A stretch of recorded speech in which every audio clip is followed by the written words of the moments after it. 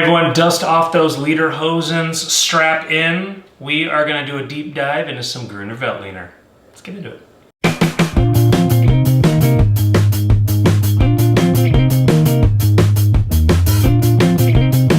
So, when I got my start working in the wine industry, I worked for this tall glass of water, Bobby Stuckey, master sommelier, who owns this restaurant, Frosca Food and Wine in Boulder, Colorado.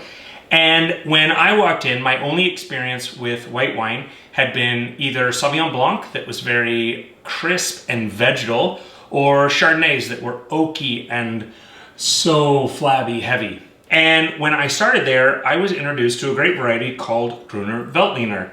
Grüner Veltliner coming from Austria, and it's kind of the workhorse grape variety of that country.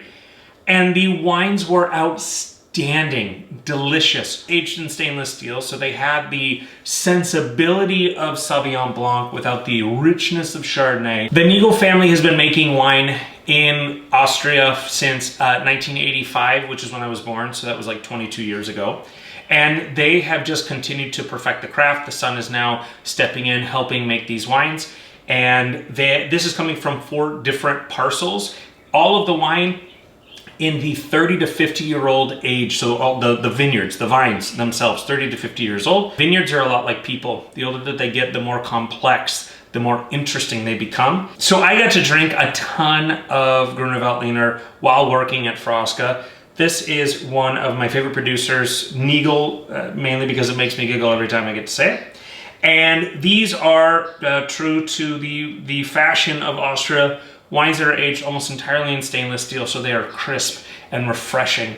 One of the really cool things about Grüner Veltliner is that rather than the black pepper or green bell pepper notes that you get with Sauvignon Blanc, this actually has notes of white pepper that come through and make these wines racy in a way that just like my experience was, kind of makes you sit up and go, whoa. So I've had a few people ask me recently what my favorite wine glass is to drink out of. It's this.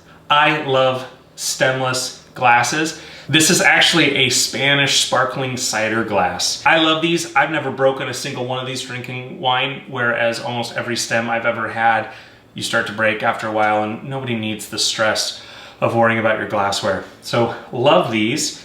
So on the nose, I start salivating the minute that I smell this. There is so much citrus. That white pepper comes through crazy. And there's a little bit of a stone fruit quality to it that is, again, you just don't get this.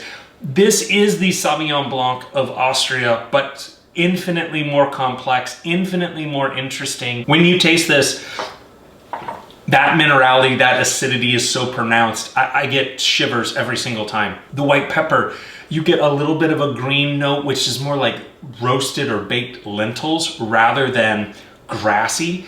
This has that not the bell pepper, this has the citrus notes, a little bit of grapefruit in there. This is one of the most refreshing white wines you're ever gonna try, ever. And rare that I make such a proclamation as that. Sometimes the wines can be a little bit more weighty, they can be a little bit higher in alcohol, that's a stylistic choice.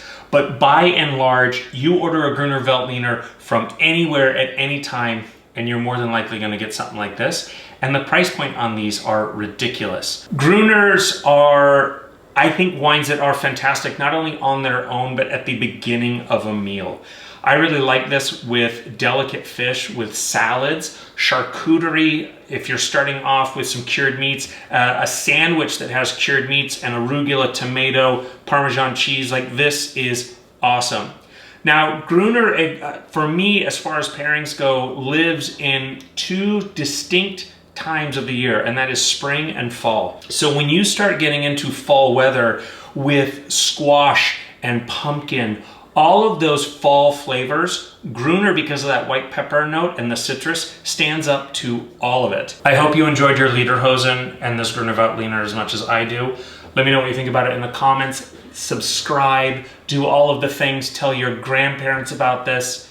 Cheers.